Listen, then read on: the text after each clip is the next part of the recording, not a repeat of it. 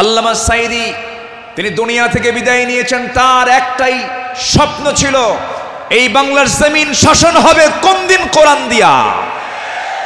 100 বছরের ইতিহাসে এমন রেকর্ড নাই।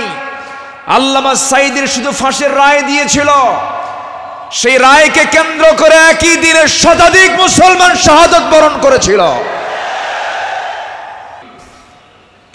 এই মাহফিলের যিনি আলোচনা শুরু করেছেন, এই মাহফিল যাকে দিয়ে আলোচনা শুরু হয়েছে, শহীদ আল্লামা দেলওয়ার হুসাইন সাঈদী রাহিমাহুল্লাহ। তিনি সর্বশেষ এই ময়দানে কথা বলেছেন 2006 সালে। এরপর পৃথিবীতে বেঁচে থাকার পরেও তিনি এই মাহফিল আসতে পারেন নাই। তিনি আসতে চেয়েছেন কিন্তু আসতে দেওয়া হয় নাই। তিনি আজকে আমাদের মাঝ থেকে বিদায় নিয়েছেন। তিনি আলমে বারজাখে আছেন। শুরুতেই আমরা তার রুহের মাগফিরাত কামনা করছি। আল্লাহ তুমি তার কবরটাকে জান্নাতের টুকরা বানায়া দাও। সম্মানিত ভাইয়েরা, আজকে যদি তিনি বেঁচে থাকতেন, এই চেয়ারে বসার যোগ্যতা তো আমাদের নাই। আমি তো জানি আমার এলেম কালাম কদ্দুর। আমি আব্দুল্লাহ আমিন, লা ইলমা লানা ইল্লা মা আল্লামতানা। আজকে এই চেয়ারে তাকি মানায়। তিনি দুনিয়া থেকে বিদায় নিয়েছেন। তার বড় শখ দুটো ছিল, একটা হলো আল্লাহর ঘর জিয়ারা করা, তিনি প্রায় প্রায় বলতেন, আর আরেকটা হলো তিনি যেন বের হয়ে কোরআনের এই ময়দানে যেন তিনি কথা বলতে পারেন। কিন্তু বাতিল শক্তিরা তাকে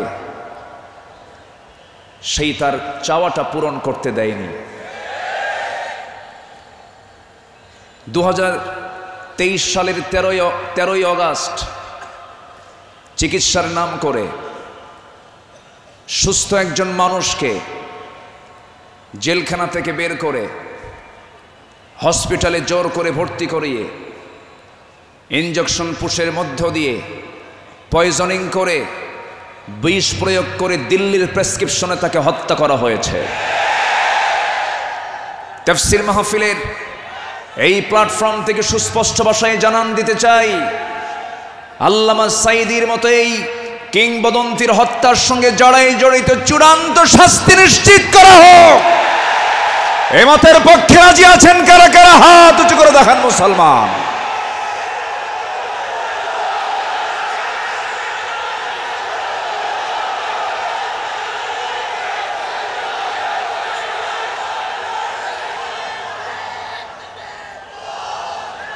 বসুন। সম্মানিত ভাইয়েরা, আজকের এই তাফসীর মাহফিলে তার নাম, জি বসুন বসুন বসুন বসুন। আজকের এই তাফসীর মাহফিলে তার যদি নামটা না নেওয়া হয় শুরুতে, বড় কৃপণতা হয়ে যাবে। সম্মানিত বন্ধুগণ, এই মাহফিল আবার 1.5 যুগ পরে শুরু হলো। এই মাহফিলকে তুমি আল্লাহ কিয়ামত পর্যন্ত কবুল করে নাও। এই মাহফিলের শুরু থেকে নিয়ে আজ পর্যন্ত যারা জড়িত আছেন, যারা বেঁচে আছেন, তাদের প্রতি খাস রহমত নাজিল করো, এবং যারা দুনিয়া থেকে বিদায় নিয়েছেন কবরগুলোকে জান্নাতের নূর দিয়ে মুনাফফার করে দাও। সম্মানিত ভাইয়েরা, আমি আলোচনার সূচনায় সর্বকালের সর্বযুগের সর্বশ্রেষ্ঠ গ্রন্থ, complete and balanced code of life, আল কোরআন আল মজিদের গুরুত্বপূর্ণ একটি সূরা, সূরাতুত তাওবার একটি আয়াত আমি তেলাওয়াত করেছি।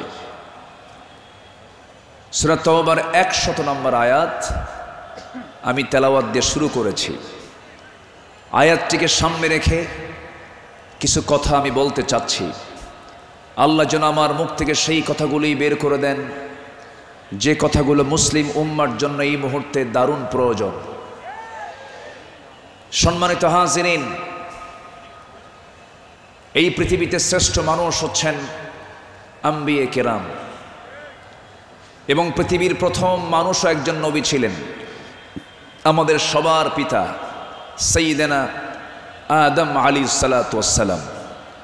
এবং এটার সিলসিলা শেষ হয়েছে খাতামুন নবিয়্যিন সরওয়ারে কায়নাত রাহমাতুল লিল আলামিন রহমত আলম নবী মুকররম জনাবে মুহাম্মদুর রাসূলুল্লাহ সাল্লাল্লাহু আলাইহি ওয়াসাল্লাম তার সময় এসে নবুয়তের এই সিলসিলা শেষ হয়েছে। এরপরেই যাদের সম্মান মর্যাদা আল্লাহ পাক সবচাইতে বেশি দিয়েছেন তারা হচ্ছেন সাহাবায়ে কেরাম। আল্লাহ তাআলা তাদের সম্মান, তাদের মর্যাদা অনেক বেশি দিয়েছেন, এবং আল্লাহ নিজে তাদের শানে বলেছেন রাদিয়াল্লাহু আনহুম, আল্লাহ তাদের উপরে সন্তুষ্ট হয়েছেন। আল্লাহ নিজে যদি বলেন আমি তাদের উপরে সন্তুষ্ট হয়েছি, তাদের ঠিকানা কোথায় হবে? জান্নাত হবে, এটাই স্বাভাবিক। সেই সাহাবায়ে কেরামদের জীবন থেকে কিছু কথা, আমার নবীর আদর্শে গড়া সাহাবীদের বিপ্লবী জীবন, মুমিনের অনুসরণীয় পথ, এই বিষয়ে আমি আজকে কিছু কথা বলতে চাচ্ছি। ওয়ামা তাওফীকি ইল্লা বিল্লাহ আলাইহি তাওয়াক্কালতু ওয়া ইলাইহি উনীব। আসুন সোজা আমরা আলোচনার দিকে চলে যাই, যেহেতু এক রাত আমি পেয়েছি। আল্লামা সাঈদ রাহিমাহুল্লাহ এমন একজন ব্যক্তি ছিলেন, একটানা একজন আলোচক 5 দিন একই প্ল্যাটফর্মে কথা বলেছেন, এমন রেকর্ড বাংলার জমিন আজ পর্যন্ত কেউ দেখাতে পারেন নাই। বলি আলহামদুলিল্লাহ, জোরে বলি আলহামদুলিল্লাহ। সম্মানিত হাজিরিন, আমরা যে কিতাব নিয়ে বসেছি, এই কিতাব আসমানি কিতাব। পৃথিবীর সকল কিতাব হলো দুনিয়ার, আর এই কিতাব হলো আসমানি, স্বতন্ত্র একটি কিতাব। আল্লাহ রাব্বুল আলামিন তার কালামে তার পরিচয় দিয়েই অনেক সূরার সামনে আগে এই কিতাবের সৌন্দর্য তুলে ধরেছেন, এই কিতাবের পরিচয় আগে তুলে ধরেছেন। যেমন কোরআন খোলার সঙ্গে সঙ্গেই আমরা পেয়ে যাই আমার রবের পরিচয় আলহামদুলিল্লাহি রাব্বিল আলামিন। এরপরই আমরা যখন সেকেন্ড সূরাতে আসি তখন পেয়ে যাই এই কিতাবের পরিচয় যালিকাল কিতাব লা রাইবা ফীহি। আবার আলে ইমরানে আসেন, এরকম পরিচয় পাওয়া যায়। সূরা ইয়াসিন, সূরা রহমান, সূরা ইউসুফ, অনেক সূরার শুরুতে আল্লাহ রাব্বুল আলামিন আগে এই কিতাবের সৌন্দর্য তুলে ধরেছেন। আল্লাহ রাব্বুল আলামিন বলেন আর রহমান আল্লামাল কুরআন খালাকাল ইনসানা আল্লামাহুল বায়ান الشمس والقمر بحسبان والنجم والشجر يسجدان জোরে বলুন আল্লাহু আকবার। তিনি রহমান, যিনি বান্দাকে কোরআন শিক্ষা দিয়েছেন। আবার ইয়াসিনে চলে যান, ইয়াসিন ওয়াল কুরআনিল হাকীম ইন্নাকা লামিনাল মুরসালিন আলা সিরাতিম মুস্তাকিম। আল্লাহ রাব্বুল আলামিন এই কিতাবের পরিচয় অনেক সূরার শুরুতেই দিয়েছেন। আগে কিতাব সম্পর্কে বান্দা বুঝে নাও, সচরাচর অন্য কিতাবের মতো এই কিতাব এমনটা নয়। আল্লাহ রাব্বুল আলামিন এই বান্দার জন্য কিতাবটাকে কি করে দিয়েছেন? আল্লাহ রাব্বুল আলামিন বলেন তিবিয়ানাল লিকুল্লি শাই, তোমার জীবনের জন্য যা কিছু প্রয়োজন সব আয়োজন আমি এর মধ্যে করে দিয়েছি, কোথাও যাওয়ার দরকার নাই। ফাআইনা তাযহাবুন ইন হুয়া ইল্লা যিকরুল লিল আলামিন লিমান শাআ মিনকুম أن يستقيم وما تشاءون إلا أن يشاء الله رب العالمين জোরে বলুন আল্লাহু আকবার। তুমি কোথায় যাও, কোন পথে দৌড়াচ্ছ, দুনিয়ার কোন তন্ত্র মন্ত্রের দিকে দৌড়াও, দুনিয়ার কোন আইনের দিকে দৌড়াও। এই পৃথিবীতে 70 থেকে 80টি মানব রচিত মতবাদ আছে। সমস্ত মতবাদকে তোমার ধিক্কার মারতে হবে, পচা বস্তাগুলোকে ফেলে দিয়া আল্লাহর আহ্বান হলো ইন হুয়া ইল্লা যিকির, এই জিকিরের দিকে চলে আসো। কোরআন তোমাকে সুপারিশ করে জান্নাতের দরজায় পৌঁছায়া দেবে। কোরআনের দল ছাড়াও এই দেশে আরো দল আছে না নাই? আসতে বলবেন না, আছে না নাই? ইসলামী দল ছাড়া আরো দল এই দেশে আছে না নাই? কিন্তু আল্লাহর কাছে মনোনীত দল একটাই, ইন্নাদ-দীনা ইনদাল্লাহিল ইসলাম। ইসলাম ছাড়া অন্য কিছু যে গ্রহণ করবে, সোজা কথা আল্লাহ পাক বলে দিচ্ছেন, ওয়া ইয়াবতাগি গায়রাল ইসলামি দীনান ফালান ইউকবালা মিনহু।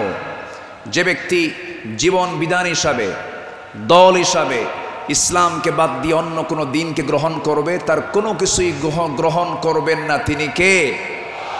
এই কথা কে বলেছেন? অতএব দল করতেই হবে, সেই দল হতে হবে কার দল? আসতে বলবেন না, কার দল? আল্লাহ রাব্বুল আলামিন বলেন, ইন্নামা ওয়ালিয়্যুকুমুল্লাহু ওয়া রাসূলুহু ওয়াল্লাযীনা আমানুল্লাযীনা ইউকিমুনাস সালাতা ওয়া ইউতুনাস যাকাতা ওয়া হুম রাকিউন ومن يتول الله ورسوله والذين آمنوا فإن حزب الله هم الغالبون। যারা আল্লাহর দল করবে তারাই বিজয়ী হবে। ঘোষণাকার, ঘোষণাকার আল্লাহ। ছাড় দেন কিন্তু ছেড়ে দেন না, ঠিক কিনা? ছাড় দেন কিন্তু ছেড়ে দেন না। দেখেন না, যাওয়ার রাস্তা পাইল না, শেষে ভাঙ্গা হেলিকপ্টারে বিদায় নিল, ঠিক কিনা? যুগে যুগে যারাই আসমানি কিতাব নিয়ে ষড়যন্ত্র করেছে, যুগে যুগে যারাই জগতের শ্রেষ্ঠ সন্তান আলেমদেরকে নিয়ে ষড়যন্ত্র করেছে, তাদের অবস্থায় ফেরাউনদের মতো হয়েছে, হামানদের মতো হয়েছে, নমরুদদের মতো হয়েছে। সম্মানিত ভাইয়েরা, এই কোরআনকে আমরা মানব শুধু নামাজে না সমাজেও? এই কোরআনকে মানতে হবে এক জায়গায় না সব জায়গায়? সব জায়গায় মানব। জোরে বলি ইনশাআল্লাহ। এর মধ্যে কোনো তথ্য বাদ পড়েনি, সব তথ্য আল্লাহ পাকের মধ্যে দিয়েছেন। মিন শাইইন ওয়ালা আসগরা মিন যালিকা ওয়ালা আকবারা ইল্লা ফি কিতাবিম মুবিন। এমন কোন ছোট বিষয় নাই যা বাদ পড়েছে, আবার এমন কোন বড় বিষয় নাই যা বাদ পড়েছে। সব বলে দিয়েছেন তিনি আমার কে? আল্লাহ পাক। আল্লাহ তাআলা একটা সূরা নাজিল করেছেন, সূরাতুন নাহল, মৌমাছি।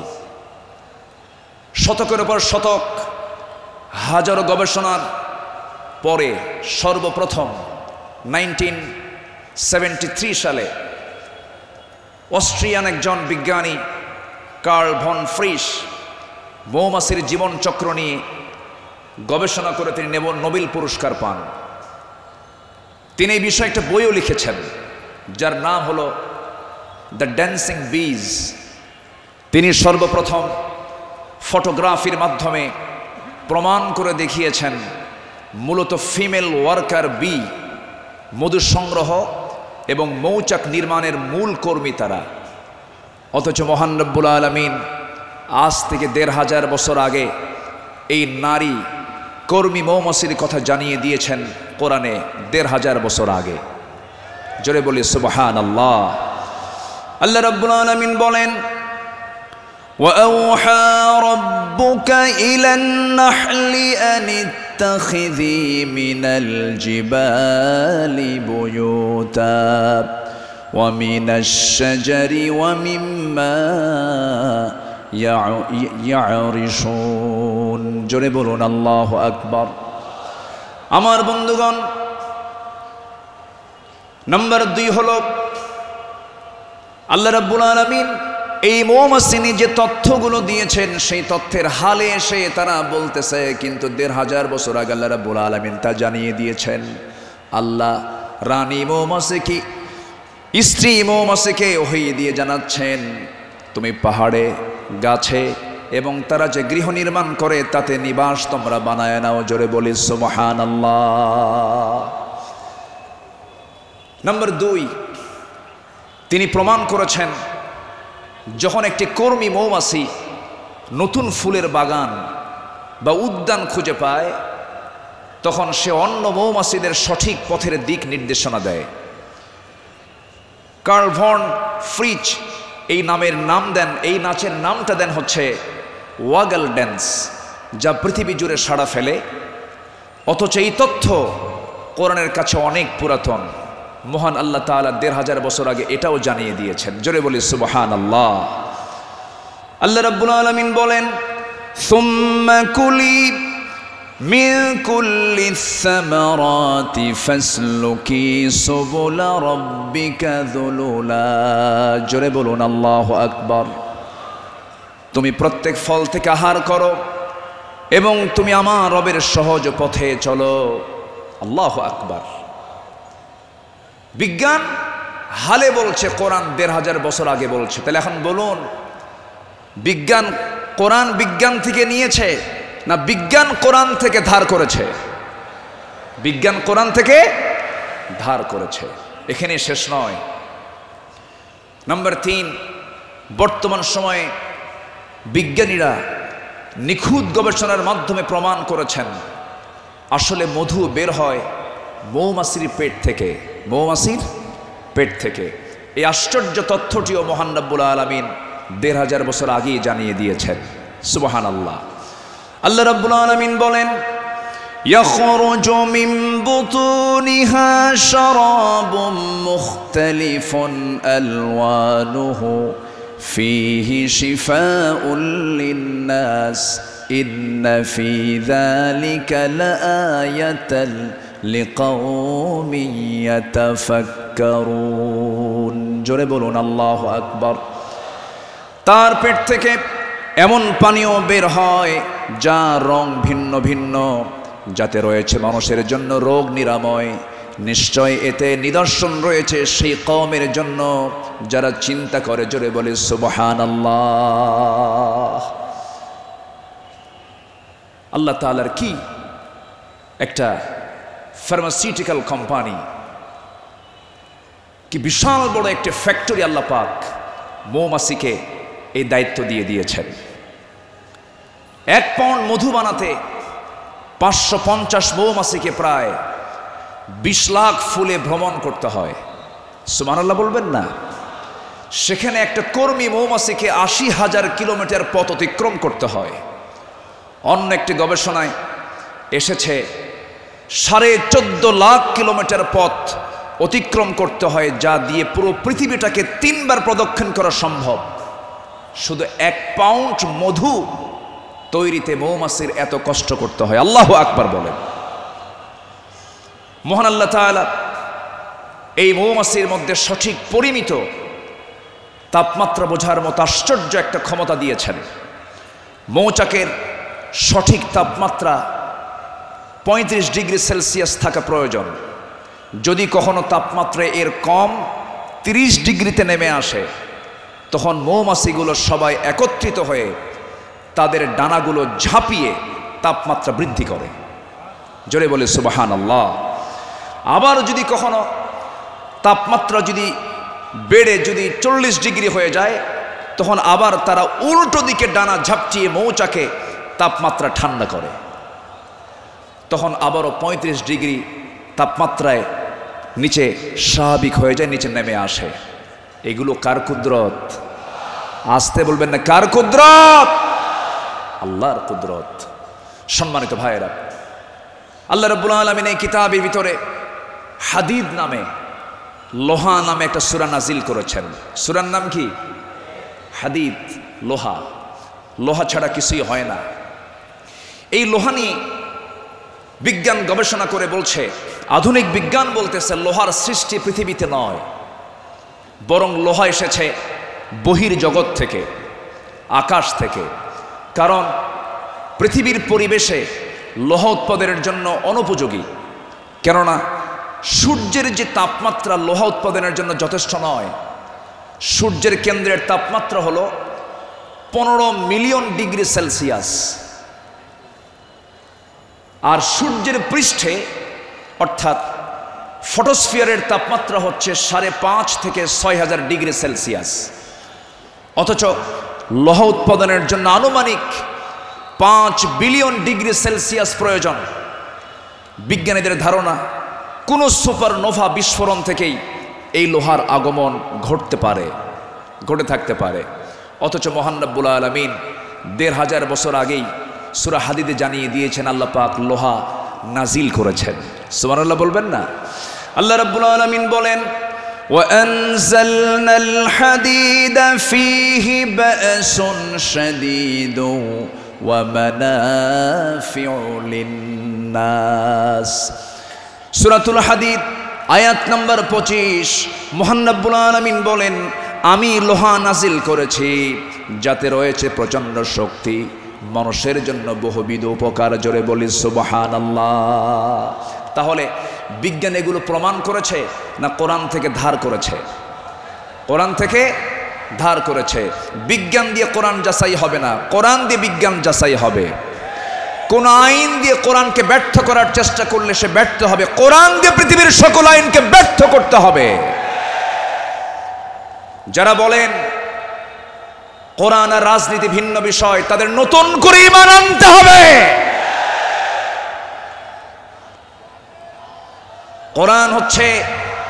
কোরআন হচ্ছে আইন এবং প্রশাসনের চলন্ত বিশ্বকোষ।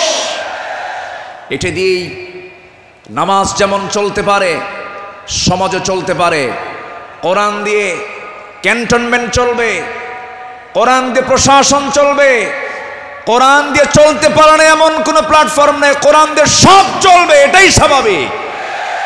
এই বিশ্বাস যার আছে তার ঈমান আছে, এই বিশ্বাস যার নাই তার ঈমান নাই, নাই, নাই।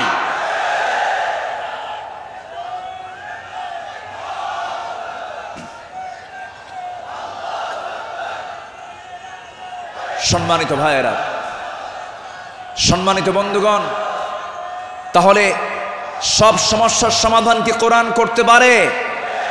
আসতে বলবেন না, পারে।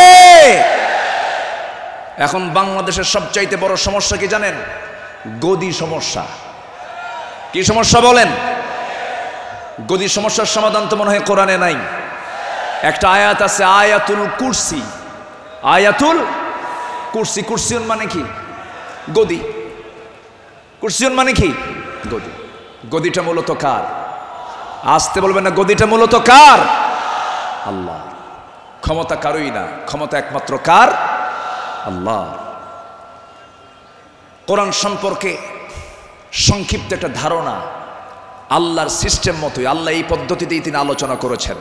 কোরআনে তার কথাগুলো এইভাবেই আসছে। আসুন আমরা এখন মূল ওই আয়াতটার দিকে আমরা চলে যাচ্ছি।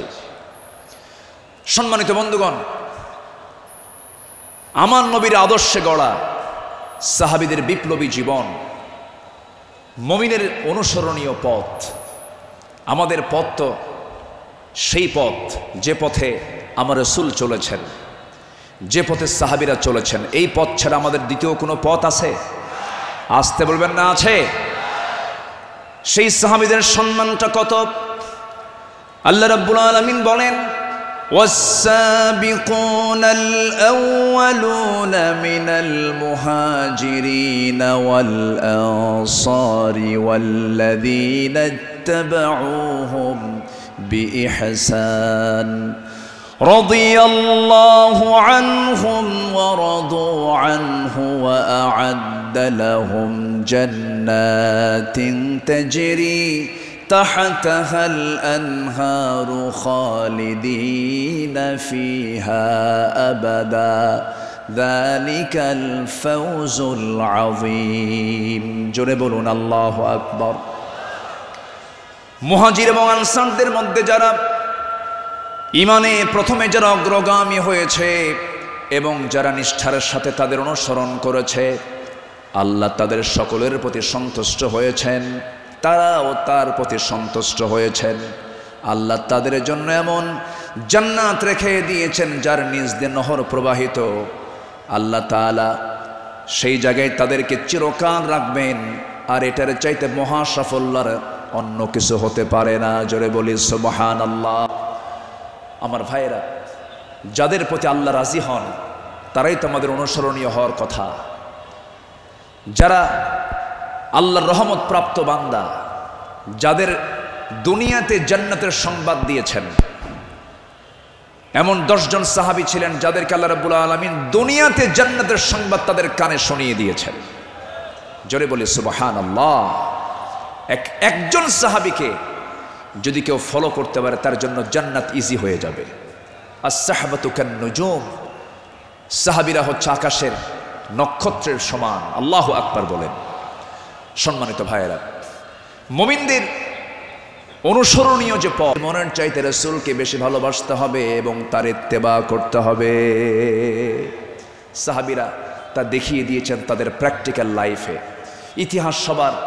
ইতিহাস তো একই, সবার কম বেশি জানা আছে। একজন সাহাবী ছিলেন যিনি রাসূলকে কি পরিমাণ ভালোবেসেছেন। আমার নবীজি বদর যুদ্ধের ডাক দিয়েছেন। বদর যুদ্ধের দিন আমার নবীজি রোজা ভাঙ্গার নির্দেশ দিয়ে বললেন, সাহাবীরা কে আছো, আমার ডাকে সাড়া দিয়ে বদর প্রান্তরে পৌঁছবে। তোমরা কি জানো আজকের এই দিন হচ্ছে সেই দিন যেদিন সন্তান পিতার বিরুদ্ধে যুদ্ধে নামবে। আজকের দিন তো সেই দিন যেদিন পিতা তার সন্তানের বিরুদ্ধে যুদ্ধে নামবে। আজকে গোত্রের যুদ্ধ, আত্মীয়র যুদ্ধ, জামাই শ্বশুরের সামনে মুখোমুখি হয়ে যাবে। তোমরা কি পারবে আজকের এই যুদ্ধের ময়দানে আমার আনুগত্যের মধ্য দিয়ে বাতিলদের মোকাবেলা করতে? সাহাবীরা সামনে দাঁড়িয়ে বললেন, ইয়া রাসূলুল্লাহি, আমরা রোজাও রাখবো, বাতিলদের বিরুদ্ধে মোকাবেলার সামনে দাঁড়িয়ে যাব। আমার রাসূল বললেন, আজকের দিনে রোজা রাখার প্রয়োজন নেই। ফাইদ্দাতুম মিন আইয়ামিন উখার, চলো আমরা জিহাদের প্রস্তুতি নিয়ে ফেলি। আমার নবীজি যুদ্ধের ময়দানে হাজির হয়ে গেলেন। আমার নবীজি যুদ্ধের ময়দানে যখন দাঁড়ালেন, 313 জন সাহাবী নিয়ে বদর নামক প্রান্তরে, রমজান মাস, আমার নবীজির সামনে যখন দাঁড়ালেন, যুদ্ধ শুরু হয়ে গেছে। ওই যুদ্ধের ময়দানে 313 জন সাহাবীর ভিতরে 2 জন সাহাবী ছিলেন, তাদের বয়স একদম কম ছিল, মুআজ এবং মুআজ। এই 2 জন ছোট্ট সাহাবী, 11 এবং 13 বছর বয়স। এই 2 জন সাহাবী নবীর কাছ থেকে পারমিশন নিয়ে নিলেন, যুদ্ধের ময়দানে গিয়া প্রথম কাতারে দাঁড়ায় গেছে। এক সাহাবীকে ডাক দিয়ে বলছে, ও আমার চাচা আবু জেহেল কোথায়? আবু জেহেল দিয়ে কি করবা? সঙ্গী ছোট্ট 2 জন দারাজ গলায় দারাজ কণ্ঠে বলে ফেলতেছে, আমরা শুনেছি আবু জেহেল নাকি রাসূলকে খুব কষ্ট দিত, খুব জুলুম করত। আজকে আমরা কারো বিরুদ্ধে যুদ্ধ করতে আসি নাই, আবু জেহেলকে আজকে দুনিয়া থেকে বিদায় করার জন্য আজকে আমরা যুদ্ধে হাজির হয়েছি। ছোট্ট বাচ্চা মানুষ, ছোট কিন্তু ইমান খুব বড়, মজবুত ইমান। এই ছোট্ট বাচ্চার কথা শুনে ওই সাহাবী আশ্চর্য হয়ে গেলেন। সাহাবী আশ্চর্য হয়ে বলতেছে, তোমরা কি তাকে সত্যি হত্যা করবে নাকি? হত্যা করব। ওই যে দেখা যায় ঘোড়ার পিঠে বসে আছে, 2 দিকে পা ছেড়ে দেওয়া। শুধু বলতে দেরি হয়েছে, যেতে দেরি হয় নাই। সিংহের মতো গর্জন দিয়া বাস পাখির মতো উড়ন্ত হয়ে দৌড় মারা শুরু করে দিয়েছে। আবু জেহেলের 2 পাশে 2 জন দাঁড়ায় গেছে। লোকজন টের পায় না এটা কোন গ্রুপের মানুষ। 2 জন ছোট্ট বাচ্চার হাতে ছোট্ট তরবারি ছিল। এত জোরে সজোরে আঘাত করেছে দুইজন মিলে। আল্লাহু আকবার বলে আবু জেহেল ওই যে জমিনে ধরাশয়ী হয়ে পড়ে গেছে, কোমর সোজা করে আবু জেহেল আর দাঁড়াতে পারে নাই। এইদিকে বড় ভাই মুআজের পিছন থেকে একজন কাফের এসে তার ডান হাতে পিছন দিক থেকে তরবারির যখন একটা আঘাত দিয়েছে, এক আঘাতে তার ডান হাতটা চামড়ার সঙ্গে ঝুলতে লাগলো, ঝনঝন করে তরবারি পড়ে গেছে। যুদ্ধ করবেন কেমনে, তার ডান হাতটা ঝুলতেছে চামড়ার সাথে। দৌড় মেরে চলে গেছেন, বাম হাতে তরবারি তুলে নিয়েছেন, যুদ্ধ থামালেন না। যুদ্ধ চালাতে গিয়ে দেখা গেল ডান হাতটা চামড়ার সঙ্গে ঝুলে আছে, ঝুলন্ত হাতটা এসে বাম হাতে বারবার ধাক্কা খাচ্ছে, ডিস্টার্ব হচ্ছে মনে করে ঝুলন্ত ডান হাতটা বাম পার নিচে রেখে এত জোরে টান মারলেন, এক টানে হাতটা ছিটকে পড়ে গেল। বাম হাতে যুদ্ধ চালাতে লাগলেন, বাম হাত পিছন দিক থেকে আঘাত করে তার কেটে ফেলে দিল। ঝনঝন করে তরবারি পড়ে গেছে, আর যুদ্ধ করতে পারছেন না। যুদ্ধ করবেন কেমনে, দুই হাতিতে চলে গেছে। আরেকজন কাফের এসে গর্দান বরাবর যখন আঘাত এনেছে, দুনিয়া থেকে এই ছোট্ট 13 বছরের নাবালক সন্তান দুনিয়া থেকে বিদায় নিয়ে গোটা বিশ্ববাসীকে জানান দিচ্ছে, ও পৃথিবীর মানুষ, আমরা দিন কায়েমের জন্য যে জীবন দিলাম, এমন করেই দিন কায়েমের পথে জীবনটা দিতে হয়। জোরে বলি সুবহানাল্লাহ, আরো জোরে বলি সুবহানাল্লাহ, আরো জোরে বলি সুবহানাল্লাহ। একটু জিকির করি লা ইলাহা,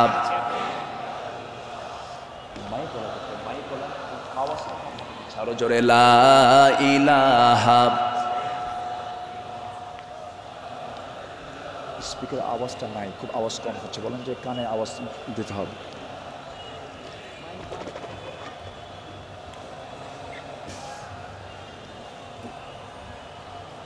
আওয়াজটা বাড়াও, আওয়াজটা দাও, আওয়াজ কমে গেছে। আরো জোরে লা ইলাহা, আরো জোরে লা ইলাহা, লা ইলাহা, লা ইলাহা ইল্লাল্লাহু মুহাম্মাদুর রাসূলুল্লাহ সাল্লাল্লাহু আলাইহি ওয়াসাল্লাম। আমার বন্ধুগণ, আমার নবীজি আল্লাহর পথে যত হাজারো বিপদ এসেছে, বিনম্র চিত্তে অটুট আনুগত্য আমার নবীজি আল্লাহর করেছেন। তার বড় একটা প্রমাণ হলো, একটু শুনুন কান লাগায়া, কতগুলো শুনেছি, বারবার শোনার প্রয়োজন আছে। নবীজি তার জীবনের সবচাইতে বেশি মার খেয়েছেন দুই জায়গায়, একটা হলো তায়েফের ময়দান, আরেকটা হচ্ছে উহুদের ময়দান। তায়েফের ময়দানের আঘাতটা আমার নবীজির যে পরিমাণ লেগেছিল, মাথা থেকে পা পর্যন্ত ক্ষত বিক্ষত হয়ে পড়েছিল, এমন কোনো জায়গা নাই যে জায়গায় নবীজির দাগ ছিল না। উহুদের ময়দানে তিনি দাঁত হারিয়েছেন। খন্দকের পরীক্ষা খনন করতে গিয়ে তিনি তার কোমর হারিয়েছেন। যখন পরীক্ষা খনন করতে গেছেন, 4 দিনের না খাওয়া রাসূল পরীক্ষা খনন করতে গিয়ে ওই যে কোমর কুঁজো হয়ে গিয়েছিল, মৃত্যুর দিন পর্যন্ত আমার নবীজি কোমর সোজা করে দাঁড়াতে পারেন নাই। এত বড় কঠিন মুসিবতের সম্মুখীন আমার নবীজি হয়েছেন। সবচেয়ে কঠিন টাইম চলে গেছে হলো তায়েফের ময়দানে। বুক ভরা আশা নিয়ে কালিমার দাওয়াত দিতে গেছেন, কিন্তু সেই জায়গায় গিয়ে আমার নবীজি ফুল পেয়েছেন না পাথর পেয়েছেন? ফুল পেয়েছেন না পাথর পেয়েছেন? পাথর পেয়েছেন। কিন্তু আমার নবীজি রক্তাক্ত অবস্থায় পড়ে থাকলেন, জুতার তলার সঙ্গে পায়ের তলার জমাট বেঁধে গেছে, নবীজি দাঁড়াতে পারছেন না, সেন্সলেস হয়ে পড়েছিলেন। কিন্তু যখন হোঁশটা ফিরে আসলো, মালাকুল জিবাল এসে নবীকে লক্ষ্য করে বলছেন, ইয়া রাসূলুল্লাহ, 2 দিকের পাহাড় দিয়ে চাপা দিয়ে এদেরকে আমি শেষ করে দিই, আপনি শুধু অর্ডার করেন। জবাবে আমার রাসূল বললেন, লা বাল আরজু আন ইউখরিজাল্লাহ মিন আসলাবিহিম মান ইয়াবুদুল্লাহ ওয়াহদাহু লা ইউশরিকা বিহি শাইআন সহি মুসলিমের হাদিস এসেছে, রাসূল বললেন, না না ও ফেরেশতা, এদেরকে চাপা দিয়ে মেরো না। আমি আশা করি এদের ঔরস থেকে যে সন্তান জন্ম নেবে তারা আল্লাহর ইবাদত করবে। জোরে বলি সুবহানাল্লাহ। রাসূল তাদেরকে মাফ করে দিয়েছেন। আমার বন্ধুগণ, আমার নবীজি আনুগত্য কাকে বলে আল্লাহ রাসূল তা শিখিয়ে দিয়েছেন, সাহাবাদের জীবনে তা শিখিয়ে দিয়েছেন। সাহাবে কেরাম রাসূলকে জীবন দিয়ে ভালোবেসেছেন।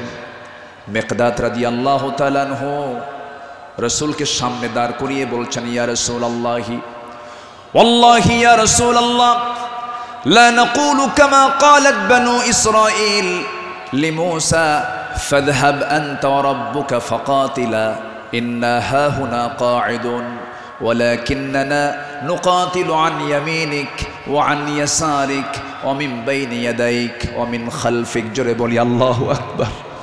হে রাসূল, আমাদের কেমন পাবেন না, যেমন করে মুসার উম্মত মুসাকে বলেছেন এমন করে আমরা তা বলবো না, আপনাকে বলবো। আমরা আপনার ডান থেকে বাম থেকে সামনে থেকে পিছন থেকে যখন ডাক দিবেন বাতিল শক্তির মোকাবেলায় ঝাঁপ দিয়ে পড়ব। জোরে বলি আল্লাহু আকবার। আমার নবীর চেহারায় আনন্দের ঝলকানি প্রকাশ পেল। সাহাবীরা আমার নবীর চতুর্পার্শ্বে সবসময় ছায়া দিয়ে রেখেছেন। জীবনের চাইতে তারা রাসূলকে বেশি ভালোবেসেছেন। আনুগত্য কাকে বলে? এই পৃথিবীতে প্রধান কাতারে যারা ছিলেন তারা হচ্ছেন সাহাবে কেরাম।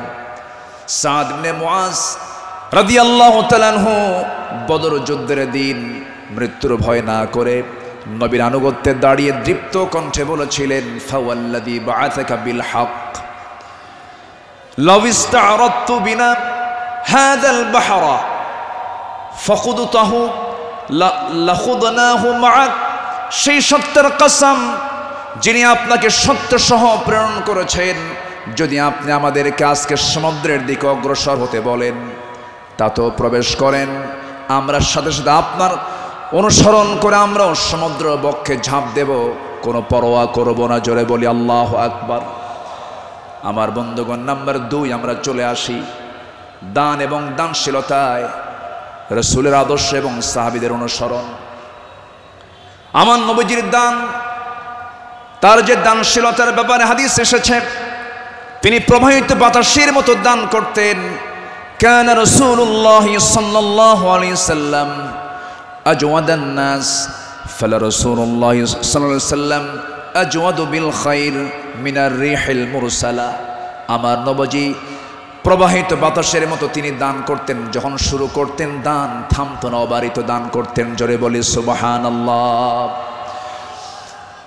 সাইয়েদনা ওমর ফারুক রাদিয়াল্লাহু তাআলা আনহু তিনি বলেন, তাবুকের প্রান্তরে বুক ভরা আশা নিয়া নবীর সামনে দাঁড়ালাম এবং মনে মনে ভাবলাম, সারা জীবন আমার বন্ধু আবু বকরের সঙ্গে কোনো ইবাদতের কম্পিটিশনে পারি নাই, আজকে আমি আবু বকরকে হারায়া ফেলবো। তিনি করলেন কি, সমস্ত সম্পত্তির অর্ধেক তিনি তাবুক অভিযানে তিনি দান করলেন। আব্দুর রহমান ইবনে আওফ রাদিয়াল্লাহু তাআলা আনহু 3 বস্তা সোনা দান করেছেন। সবার দান যখন শেষ হয়ে গেছে, আমার নবী অপেক্ষার প্রহর গুনছেন তার সারা জীবনের বন্ধু, 3 দিনের ছোট বড় হিজরতের রাতের সাথী সাইয়েদনা আবু বকর সিদ্দিক রাদিয়াল্লাহু আনহু তিনি কখন তাবুকের জন্য তিনি কি নিয়ে আসবেন, তার দানের পরিমাণ কি, তিনি অপেক্ষার প্রহর গুনছেন। নবীর সামনে যখন এসে দাঁড়ালেন, রাসূল লক্ষ্য করে বলছেন, ইয়া আবা বকর মা আবকাইতা লিহালিক, হে আমার আবু বকর, তোমার পরিবার পরিজনের জন্য তুমি কি রেখে এসেছো? তিনি জবাব দিতে নিয়ে বলছেন, ক্বালা বাকাইতু লাহুমুল্লাহ ওয়া রাসূলা, আমি আমার পরিবারের জন্য রেখে এসেছি শুধু আল্লাহ এবং আল্লাহ রাসূলকে, বাকি সব তাবুকের প্রান্তরের জন্য আমি দান করেছি। জোরে বলি সুবহানাল্লাহ। আমার নবীজি তার শানে বলেছেন, ওমা নাফানি মালু আহাদিন কাত মা নাফানি মালু আবি বকর, আমার আবু বকরের অর্থ দিয়ে আমার যেমন উপকার হয়েছে এমন উপকার আমার অন্য কারো দিয়ে হয় নাই। প্রতিটি মানুষের ইহসান পরিশোধ করতে পেরেছি আমি, রাসূল নিজে পরিশোধ করতে পেরেছি, কিন্তু আমার আবু বকরের ইহসান সমূহ এমন যে তার প্রতিদান কেবল আল্লাহ ছাড়া কেউ প্রতিদান দিতে পারবে না। জোরে বলি সুবহানাল্লাহ। আমার ভাইয়েরা, আল্লাহ রাব্বুল আলামিন সন্তুষ্টির জন্য বান্দাকে জানিয়ে দিচ্ছেন, বান্দা তোর দানটা হবে শুধুমাত্র আমার জন্য। দানের পুরস্কার হলো জান্নাত। সাহাবে কেরাম তা শিখিয়ে দিয়েছেন।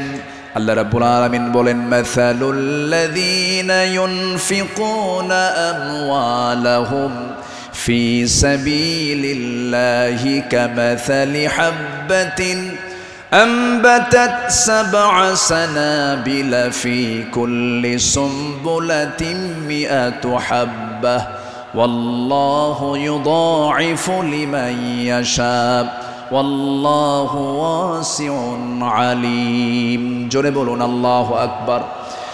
যারা আল্লাহর পথে তাদের সম্পদ ব্যয় করে, তাদের উপমা হলো একটা বীজের মতো, যা উৎপন্ন করলো 7টা শীষ, প্রতিটি শীষে রয়েছে 100 দানা।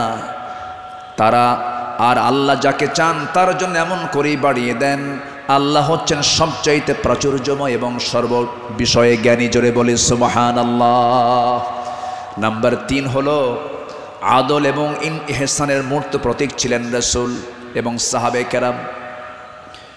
আদল কাকে বলে, ইনসাফ কাকে বলে, ইহসান কাকে বলে, যদি আমরা মডেল হিসেবে গ্রহণ করব আমার নবী এবং সাহাবে কেরামকে। আল্লাহ রাব্বুল আলামিন এই শানে বলেছেন, ইন্নাল্লাহা ইয়া'মুরু বিল আদলি ওয়াল ইহসানি ওয়া ইতা'i যিল কুরবা ওয়া ইয়ানহা আনিল ফাহশাই ওয়াল মুনকারি ওয়াল বাগি ইয়া'iযুকুম লা'আল্লাকুম তাযাক্কারুন। জোরে বলুন আল্লাহু আকবার। আমার বন্ধুগণ, আদালত কাকে বলে? সাইয়্যিদিনা ওমর ফারুক রাদিয়াল্লাহু তাআলা আনহু অর্ধ দুনিয়ার শাসনকর্তা। তিনি একদিন ঘোড়া কিনতে গেছেন বাজারে। কি কিনতে গেছেন? ঘোড়া কিনতে গেছেন। আজকের বাজারে যেমন হোন্ডা কিনতে যায়, গাড়ি কিনতে যায়, আগের যুগে মানুষ কিনতে যেত কি? ঘোড়া। সাইয়্যিদিনা ওমর ফারুকের প্রয়োজন, ঘোড়া কিনতে গেছেন। ঘোড়াওয়ালার সঙ্গে কথা বললেন, দামাদামি করে নিলেন, ঘোড়া একটা কিনলেন, দামটা দিয়ে দিলেন, কেনা বেচা হয়ে গেছে, চুক্তি সম্পন্ন হয়ে গেছে। ঘোড়া কিনে নিয়ে বাড়িতে চলে আসবেন। কয়েক মাইল ঘোড়ার পিঠে তিনি চড়েছেন। কয়েক মাইল আসতে না আসতেই তার ঘোড়ার 4টা পা অকেজ হয়ে গেছে। 4 পা যখন অকেজ হয়ে গেছে, সাইয়্যিদিনা ওমর ফারুক একটু খেপে গেলেন, রেগে গেলেন। রেগে গিয়ে সোজা চলে গেছেন সেই ঘোড়াওয়ালার কাছে, গিয়ে বলছেন, ঘোড়াওয়ালা তুমি আমাকে এমন ঘোড়া দিলে কেন? যে ঘোড়াটা আমি 4-5 মাইল যেতে না যদি 4টা পাই তার অকেজ হয়ে গেছে, অসুস্থ ঘোড়া দিয়েছ, আমি এই ঘোড়া নেব না। সঙ্গে সঙ্গে ঘোড়াওয়ালা বলছেন, আমিরুল মুমিনিন, আমি আপনাকে যে ঘোড়াটা দিয়েছি সুস্থ ঘোড়া দিয়েছি। আপনি যখন আমার কাছ থেকে ঘোড়াটা কিনতে এসেছিলেন সেই সময় ঘোড়াটা সুস্থ ছিল। আপনার মালিকানায় যাওয়ার পরে ঘোড়াটা অসুস্থ হয়ে পড়েছে। সাইয়্যিদিনা ওমর ফারুক একটু খেপে গিয়ে বলছেন, অসুস্থ ঘোড়া আমি নেব না, ঘোড়া ফেরত নাও, টাকাটা আমাকে দিয়ে দাও। এবার ঘোড়াওয়ালা বলছে, আমিরুল মুমিনিন, আমি যত বলবো আপনি যত বলবেন কোনো ফায়সালা আসবে না। ঠিক আছে, আমার কথা এবং আপনার কথা দুটা নিয়ে আমরা চলুন, আমরা আদালতে যাই। কোথায় যাই? আদালতে চলে যাই। ইন্নাল্লাহা ইয়া'মুরু বিল আদল, আদালতের সম্মুখীন হয়ে যাই। সাইয়্যিদিনা ওমর ফারুক রাদিয়াল্লাহু তাআলা আনহু তখন অর্ধ দুনিয়ার শাসনকর্তা। এই কথা শোনার সঙ্গে সঙ্গে তিনি তার সকল কথাকে তিনি অফ করে দিলেন, চোখ মেরে গিয়ে বলছেন, ঠিক আছে ঘোড়াওয়ালা, চলো আদালতে হাজির হই, চলো আদালতে ফায়সালা দিয়ে দেবে। চিন্তা করে দেখুন, অর্ধ দুনিয়ার শাসনকর্তা ওমর ফারুক সামান্য এক ঘোড়াওয়ালা মামলা দিচ্ছে, সেই মামলায় তিনি হাজির হচ্ছেন। চলে গেলেন আদালতে। আদালত চত্বরে গিয়ে যখন হাজির হলেন, বিচারালয়ের চেয়ারে বসা একজন কাজী যখন সাইয়্যিদিনা ওমর ফারুককে দেখেছেন, দেখা মাত্রই তিনি দাঁড় হয়ে বলছেন, আমিরুল মুমিনিন, আপনি কেন আদালতে, কি হয়েছে? তিনি এবার বলছেন, বিচারপতি, আমি ঘোড়া কিনতে গেছি, ঘোড়া সে আমাকে অসুস্থ ঘোড়া দিয়েছে, আমি এই ঘোড়া নেব না, সেজন্য বিচার আদালত পর্যন্ত গড়িয়েছে, কি করা যায়? কাজী সুরাই ইবনুল হারিস আল কিন্দি রাহিমাহুল্লাহ সেই বিচারপতির নাম। তিনি বলছেন আমিরুল মুমিনিন, দুপক্ষের কথাই তো শুনতে হবে। দুপক্ষের কথাই তিনি শুনলেন। ঘোড়াওয়ালাও তার বক্তব্য দিল, খলিফাতুল মুসলিমিন তিনিও তার বক্তব্য পেশ করলেন, তার কথাগুলো বললেন।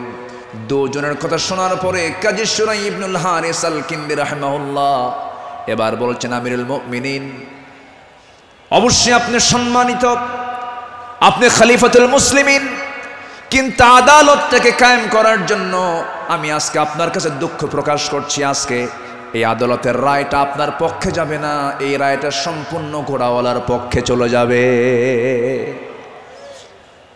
আমি আপনাকে বুঝাই দিচ্ছি। এবার তিনি বলছেন আমিরুল মুমিনিন, আপনি আমার সামনে যে কথা বলছেন, আপনি এই জায়গা থেকে সুস্থ অবস্থায় বাড়ি পর্যন্ত ফিরবেন তার কোনো গ্যারান্টি আছে নাকি? না, গ্যারান্টি নাই। তাই যদি হয় যে ঘোড়াটা আপনি কিনে নিয়েছেন সেই ঘোড়াটা সুস্থ অবস্থায় কিনেছেন, আপনার মালিকানায় যাওয়ার পরে ঘোড়াটা অসুস্থ হতেই পারে, অসুস্থ হয়ে গেছে, কিন্তু সেই ঘোড়াটা ফেরত দিয়া আপনি টাকা ফেরত নেবেন, এমনটা তো ইসলাম এলাও করে না। সাইয়েদনা ওমর ফারুক রাদিয়াল্লাহু তাআলা আনহু একটা কথাও বললেন না। আদালত চত্বর থেকে তিনি বের হয়ে গেলেন। পরের দিন তিনি মাজলিসে শুরার বৈঠকে বসলেন, সবাইকে জানান দিলেন যে আমার সমস্ত উপস্থিত সমস্ত পরামর্শ সভার সদস্যবৃন্দ, গতকালকে আমি একজন বিচারপতি পেয়েছি, এত বড় আদিল মানুষ আমি দেখি নাই।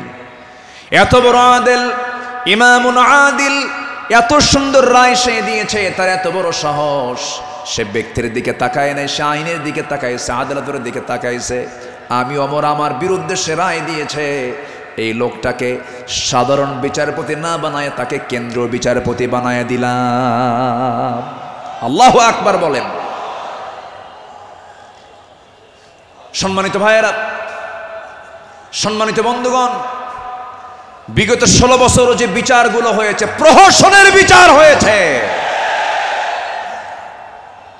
অনেক মার কোল তারা শূন্য করেছে,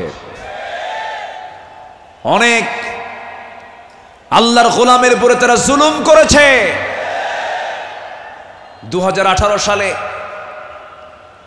হঠাৎ করে আমার বাড়ি চতুর্দিক থেকে কয়েকশো পুলিশ আমার বাড়ি ঘেরাও করে আমাকে ধরতে গেছে। বিশাল বড় সন্ত্রাসী তো, ধরতে গেছে।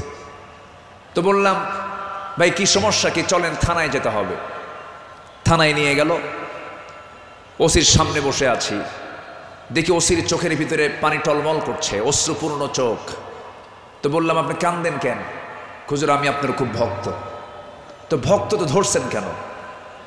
বলে যে কি করব হুজুর, চাকরি বাঁচান তো ফরজ, সন্তানাদি আছে, কি করব, উপর থেকে খুব চাপ। হুজুর আপনি আমাকে মাফ করে দিয়েন। কি করবেন, চাকরি বাঁচান তো ফরজ। আমি বললাম, চাকরি বাঁচান ফরজ, ইমান বাঁচান নফল।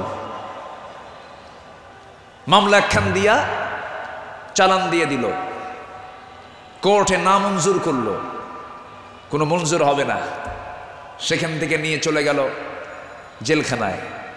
জেলখানায় ঢুকলাম, ঢুকেই দেখি 80-85 বছরের এক বুড়া মানুষ আমারে দেখে লম্বা একখান সালাম দিয়ে বলে, হুজুর আপনি জেলখানায় ঢুকলেন? খুব খুশি হলাম। তো বললাম, ঢুকলাম জেলখানায়, খুশি হলেন আপনি, ব্যাপারটা কি? বলে, হুজুর দূর থেকে ওয়াজ শুনি,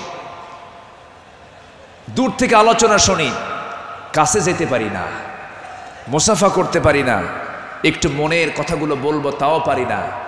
কত সুন্দর আপনি আমার কাছে ধরা দিলেন, দোয়া করে জেলখানায় থাকেন। তো আমি এখন উল্টা মুরব্বীকে বললাম, চাচা আপনি জেলখানায় কেন এই বুড়া বয়সে, নাতিপুতি থুইয়া? তো বলতেছে, বাবা কি বলবো, বোমা হামলা, বোমা হামলা। কে মানে? আমার নামে বোমার মামলা দিয়েছে, আমি নাকি বোমা মেরেছি। বাবা বলো তো, এই 80 বছরের বুড়ার হাতে যদি বোমা তুলে দেওয়া হয়, সেই বোমা লক্ষ্যে যাবে না নিজের মাথায় পড়বে? এই আচরণ করেছে তারা 16 বছর। ফেরাউন বেঁচে ছিল, ফেরাউন পৃথিবীতে বেঁচে ছিল 1600 বছর, এরা ছিল 16 বছর। সংখ্যার যে মিল হলো কেমনে বুঝলাম না। ফেরাউনের যে চরিত্র, এদের সেই একই চরিত্র তারা প্রকাশ করেছিল 16 বছর। দাড়ি দেখলেই, টুপি দেখলেই তাদেরকে জঙ্গিবাদীর তকমা লাগায় মামলা দিত, রাস্তার ফকির পর্যন্ত মামলার শিকার হয়েছে। আল্লাহ পাক একটা পরিবেশ আমাদেরকে উপহার দিয়েছেন, দিন কায়েমের কাজে আমরা এই পরিবেশকে কাজে লাগাবো। জোরে বলি ইনশাআল্লাহ, আরো জোরে বলি ইনশাআল্লাহ। আল্লামা সাঈদী তিনি দুনিয়া থেকে বিদায় নিয়েছেন, তার একটাই স্বপ্ন ছিল, এই বাংলার জমিন শাসন হবে কোন দিন? কোরআন দিয়া। এটাই তার স্বপ্ন ছিল। সেই স্বপ্ন পূরণ করার জন্য আল্লামা সাঈদীকে জীবন দিয়ে ভালোবাসেন আপনারা, আমি বিশ্বাস করি। কারণ 100 বছরের ইতিহাসে এমন রেকর্ড নাই। আল্লামা সাঈদীর শুধু ফাঁসির রায় দিয়েছিল, সেই রায়কে কেন্দ্র করে একই দিনে শতাধিক মুসলমান শাহাদত বরণ করেছিল। সম্মানিত ভাইয়েরা, তার যে স্বপ্ন এই দেশ আল্লাহর জমিন, আল্লাহর দিন কায়েম হোক, সেই জমিনে দিন কায়েম হওয়ার জন্য যদি বুকের তাজা প্রাণ ঢেলে দিতে হয়, বুকের তাজা রক্ত ঢেলে দিতে হয়, জানমাল দিতে হয়, সবাইকে রাজি আছেন? রাজি আছেন কারা কারা? হাত উঁচু করে দেখান মুসলমান।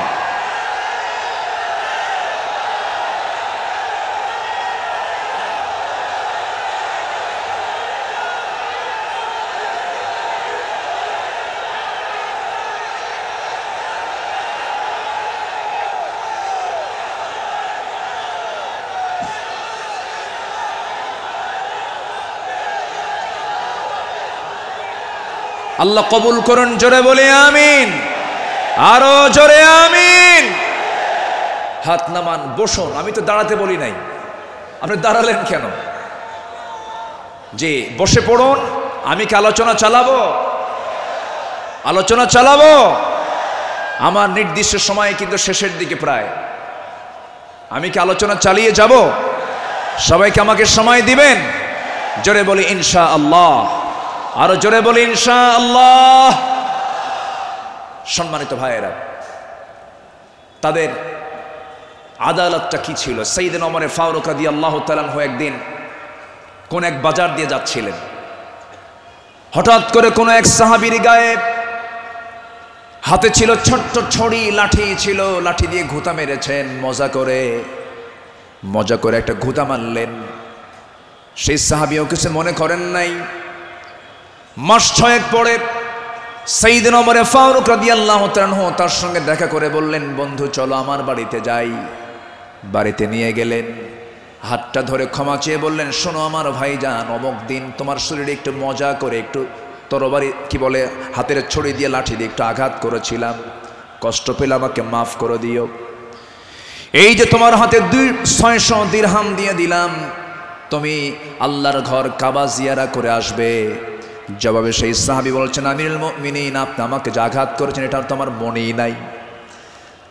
সাইয়েদনা ওমর ফারুক বললেন, ও আমার ভাই, আমি যে তোমাকে মৃদু আঘাত করেছি, এটা যদি তুমি কিয়ামতের দিন আমার বিরুদ্ধে যদি আল্লাহর কাছে যদি আদালতে মামলা দিয়ে দাও, আমি জামিন পাবো না। এই জন্য আজকে দুনিয়াতেই তোমার কাছ থেকে আমি মাফ চেয়ে নিলাম। জোরে কোন সুবহানাল্লাহ। সাইয়েদনা ওমর ফারুক রাদিয়াল্লাহু তাআলা আনহু 1 বোতল মধু এনেছেন, রাষ্ট্রের মধু। সেই মধুগুলো নিয়ে এসে বাড়িতে স্ত্রীর সামনে দাঁড়িয়ে বলছেন, স্ত্রী, মধুগুলো আনলাম। এই মধু শুধু আমাদের ঘরের জন্য নয়, আমার প্রতিবেশী আরো 4 ঘর সহ আমার ঘর মোট 5টা ভাগ হবে। তোমাকে দায়িত্ব দিলাম, এই মধুটা ভাগ করো। স্ত্রীকে মধুভাগের দায়িত্ব দিই। সময় যেতে না যেতেই একটু পরেই তিনি বলছেন, স্ত্রী মন খারাপ করো না, আমি তোমাকে মধুভাগের দায়িত্ব দেব না। মধুর বোতলটা নিয়ে নিলেন, আস্তে করে প্রতিবেশীর ঘরে চলে গেলেন। প্রতিবেশীকে ডাক দিয়ে বলছেন, প্রতিবেশী, যে মধুর বোতলটা তোমাকে দিলাম সমান 5 ভাগে ভাগ করবে, 1টা ভাগ তুমি আমাকে দেবে, বাকি 4 ভাগ তোমরা সব ভাগ করে নেবে। তিনি তার অংশের মধুটা নিয়ে আসলেন, নিয়ে সেই স্ত্রীর সামনে দাঁড়িয়ে বলছেন, আমার স্ত্রী, আল্লাহর কসম করে বলি, আমি তোমাকে সন্দেহ করিনি, আমি তোমাকে ভালোবাসি। আমি রাষ্ট্র চালাই, তুমি আমার পরিবার চালাও, সন্তানাদির দিকে খেয়াল করো, আমার বড় উপকার তুমি করো।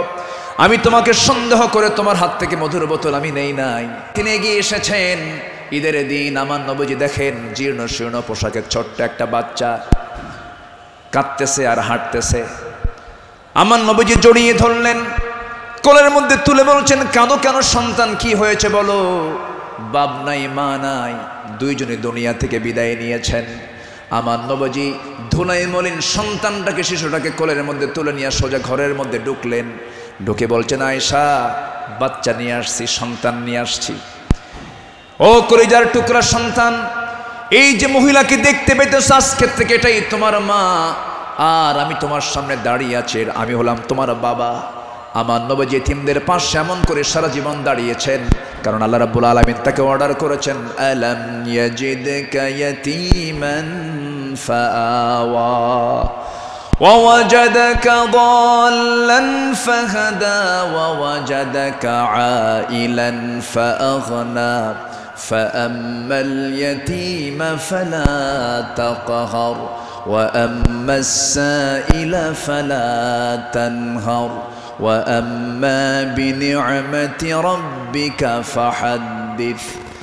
আমার বন্ধুগণ, সাইয়েদনা আবু বকর সিদ্দিক রাদিয়াল্লাহু আনহুর খেলাফত আমল চলছিল। সাইয়েদনা আবু বকর রাদিয়াল্লাহু তাআলা আনহু সেই সময়ে যখন তিনি খেলাফত পেলেন, নতুন যখন তিনি দায়িত্ব পেলেন, খেলাফত গ্রহণ যখন তিনি করলেন, নতুন খলিফা হয়েছেন, এই খেলাফতের সংবাদ পেয়ে অনেকে আনন্দ প্রকাশ করছে, সুন্দর একজন খলিফা আমরা পেয়েছি।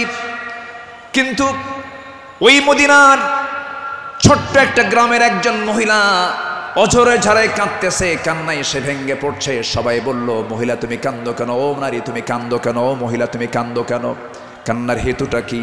সঙ্গে সঙ্গে মহিলা বলতেছে, কান্নার কারণ হলো এমন একজন ব্যক্তি খেলাফতের দায়িত্ব পেয়েছে, যে লোকটা আমার বাড়ির প্রত্যেকদিন ছাগলটা দহন করে যেত, ছাগলের দুধটা দহন করত। আজকে সে খেলাফতের দায়িত্ব পেল, কিন্তু আমার এই ছাগলের দুধটা দহন করার মতো লোক আর আমি পাবো না, এই জন্য আমি কান্দি। ওই মহিলার কান্না যখন সাইয়েদনা আবু বকরের কানে যখন সংবাদটা চলে গেছে, ওই মহিলার সামনে দাঁড়িয়ে বলছেন, মহিলা কেঁদো না, আমি খলিফার দায়িত্ব পেয়েছি, খেলাফতের দায়িত্ব পেয়েছি বলে তোমার দায়িত্ব আমি পালন করব না, ভুল কথা। আমার দায়িত্ব এটাও রয়ে যাবে, আমার খেলাফতের দায়িত্ব রয়ে যাবে। জোরে বলেন সুবহানাল্লাহ। ইবনে সাকার বলেন, সিরাত গ্রন্থে এসেছে, সাইয়েদনা আবু বকর সিদ্দিক রাদিয়াল্লাহু তাআলা আনহু, একটা গ্রাম ছিল, একটা পল্লী ছিল, ছোট্ট একটা মহল্লা ছিল। ওই মহল্লার প্রত্যেক ঘরে ঘরে গিয়ে সাইয়েদনা আবু বকর প্রত্যেক ঘরের ছাগলগুলোর দুধ তিনি দহন করে দিয়ে আসতেন। জোরে বলেন সুবহানাল্লাহ, আরো জোরে বলে সুবহানাল্লাহ। শ্রেষ্ঠত্বের কাতারে থেকেও নিরহংকারী হয়ে তারা জনগণের খাদেম ছিলেন, জনগণের খেদমত তারা করেছেন। রাতের বেলা একদিন তিনি খালি পায়ে হাঁটতেছেন। কি পায়ে বলেন? খালি পায়ে হাঁটতেছেন। সাইয়েদনা ওমর ফারুক দেখে বলছেন, আমিরুল মুমিনিন আপনি খালি পায়ে হাঁটেন কেন? পাথরের আঘাতে আপনার চামড়া ফেটে তো রক্ত বের হয়ে যাবে, আপনি আহত হয়ে পড়বেন, রক্তাক্ত হয়ে যাবেন। তিনি বলছেন, ভাই ওমর, এই রাতের গভীর রাত্রিতে, গভীর নিশীথে আমি যদি জুতা পায়ে হাঁটতে যাই, পাথরের সাথে জুতার একটা আঘাত লাগবে, একটা শব্দ সৃষ্টি হয়ে যাবে। এই শব্দে যদি আমার নাগরিকের যদি ঘুমের ব্যাঘাত হয়, কিয়ামতের দিন আমাকে তার জন্য আসামির কাঠ গড়ায় দাঁড়াতে হবে। জোরে বলি আল্লাহু আকবার। ঢাকা থেকে নেতা আসিতেছেন চট্টগ্রাম, ঢাকা চট্টগ্রামের রোড 4 ঘন্টা বন্ধ। এমন নেতৃত্ব আমরা চাই না।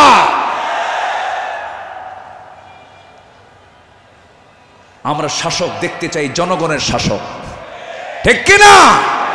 আমরা কিসের শাসক দেখতে চাই? যাকে দেখলে ওমরের কথা মনে হবে, যাকে দেখলে আবু বকরের কথা মনে হবে, যাকে দেখলে ওসমানের কথা মনে হবে। একটা ওমর আল্লাহ পাক তুমি বাংলার জমিনে দিয়ে দাও। জোরে বলি আল্লাহুম্মা আমিন।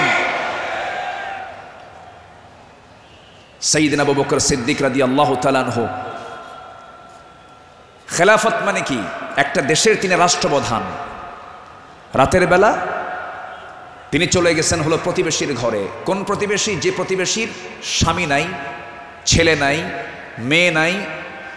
যেই মহিলার তিনি খেদমত করতে গেছেন তার চোখটাও নাই, বয়োবৃদ্ধ জ্ঞানবৃদ্ধ একজন নারী, সচেতন একজন নারী।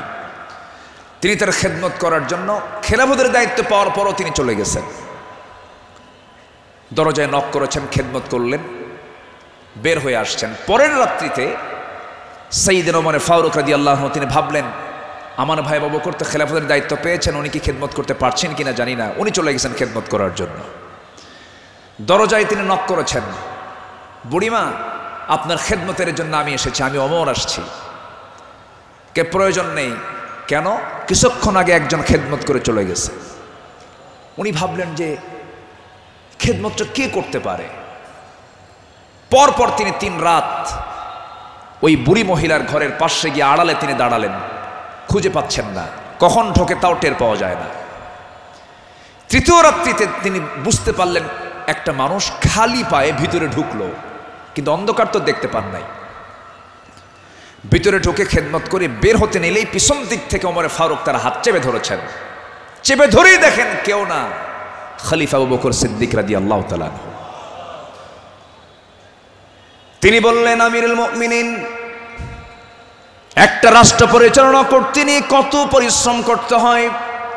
রাতের বেলা বিশ্রামের প্রয়োজন হয়, দিনের বেলাও পরিশ্রম করেন, রাতের বেলা এমনটা করলে আপনি অসুস্থ হয়ে পড়বেন, অন্তত আমাদের কিছু খেদমতের জন্য আমাদের কিছু কাজ রেখে দেন।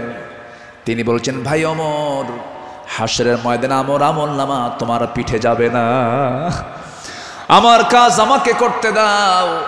মৃত্যুর দিন পর্যন্ত তিনি ওই মহিলার খেদমত করে তিনি দুনিয়া থেকে বিদায় নিয়েছেন। দ্বিতীয় খলিফা ওমর ফারুক রাদিয়াল্লাহু তাআলা যখন খেলাফতের দায়িত্ব পেলেন, ওই মহিলা জানেন না প্রথম খলিফা ইন্তেকাল করেছেন। খেলাফতের দায়িত্ব যেদিন পেয়েছেন সেই দিনই রাত্রেবেলায় ওমর ফারুক তিনি চলে গেছেন মহিলার ঘরে, দরজায় নক করে ভিতরে ঢুকেছেন। মহিলা জানেন না খাদেম চেঞ্জ হয়েছে। ভিতরে তিনি সব কাজগুলো করলেন, রান্না বান্না করে দিলেন, কাপড় চোপড় ধুয়ে দিলেন, খাবার দাবার ধুয়ে দিয়ে পরিষ্কার করে তিনি বের হয়ে আসলেন। মহিলা অন্ধ মানুষ, বসেছেন খাবার খেতে, সামনে খেজুর নিয়ে যখন বসেছেন, খেজুর একটা মুখে নেওয়া মাত্রই দাঁতের নিচে যখন খেজুরের বিচি যখন পড়ে গেছে, সঙ্গে সঙ্গে মহিলা বলতেছেন ইন্না লিল্লাহ। তিনি চোখের পানি ফেলে দিয়া কেঁদে কেঁদে বলতেছেন, বুঝতে পেরেছি আমার আসল খাদেম আবু বকর আর দুনিয়াতে নাই। আমার আবু বকর যখন আমার খেদমত করতে আসতো, যখন সে খেজুরগুলো আমাকে ধুয়ে দিত, শুধু খেজুর শুধু ধুয়েই দিত না, খেজুরগুলো ধুয়ে ভিতরের যে বিচিগুলো আছে বিচিগুলো সরায় আমার সামনে রেখে দিত, যেন আমার খেতে কোনো কষ্ট না হয়। জোরে বলে সুবহানাল্লাহ, আরো জোরে বলে সুবহানাল্লাহ। শাসক ছিলেন, শাসকের কাতারে থেকেও তারা নিরহংকারী হয়ে জনগণের সেবা করেছেন। আল্লাহু আকবার বলেন। সাইয়েদনা ওমর ফারুক রাদিয়াল্লাহু তাআলা আনহু তিনি যেদিন শাসনভার তার কাছে আসে, তার কাঁধে যখন আসে, সেই দিন থেকে নিয়ে শুরু করে মৃত্যুর দিন পর্যন্ত কোন রাত তার পিঠটা তার বিছানার সঙ্গে লাগাতে দেননি। দিন দিন শুকায় যাচ্ছিলেন। বলা হলো, আপনি শুকায় যাচ্ছেন কেন? তিনি বললেন কেঁদে কেঁদে, তোমরা আমাকে এমন দায়িত্ব দিয়েছো যে দায়িত্ব আমাকে স্বাস্থ্যহীন বানিয়ে দিয়েছে। পরকালীন জবাবদিহিতার অনুভূতি ছাড়া একটা শাসক কখনো ভালো হতে পারে না। আসতে বলবেন না, জোরে বলুন ঠিক কিনা? অতএব সেই গদির সমস্যার সমাধানের জন্য আমরা চাই যোগ্য, সৎ, আল্লাহওয়ালা, কোরআন প্রেমিক একজন শাসক আমরা চাই। আল্লাহ কবুল করুন, আল্লাহ কবুল করুন। এই কথাটা কেন বললাম? কারণ এখন যে সরকারটা আছে এটা কি স্থায়ী না অস্থায়ী? এই জন্য আলোচনার মধ্যে এই ফাঁকে এই কথাটা একটু বলে ফেললাম। সম্মানিত ভাইয়েরা, আমার সময় তো ফুরে যাচ্ছে, আমাকে শেষ করতে হবে। শেষ কি করে দেব? আলোচনা চলুক, হুজুর মরুক। জি, জোরে বলি ইনশাআল্লাহ। জি, আল্লাহ কবুল করুন, জোরে বলি আমিন। নাম্বার 5, সকল দুর্নীতি এবং অন্যায়ের বিরুদ্ধে কঠোর অবস্থান। আমার নবীরও ছিল, সাহাবে কেরামদের মাঝে এই বিষয়ে তারা খুব সতর্ক থাকতেন। আল্লাহ রাব্বুল আলামিন বলেন, ওয়ালা তাকুলু আমওয়ালাকুম বাইনাকুম বিল বাতিলি ওয়া তুদলু বিহা ইলাল হুক্কামি লিতাকুলু ফারিকাম মিন আমওয়ালিন নাসি বিল ইসমি ওয়া আনতুম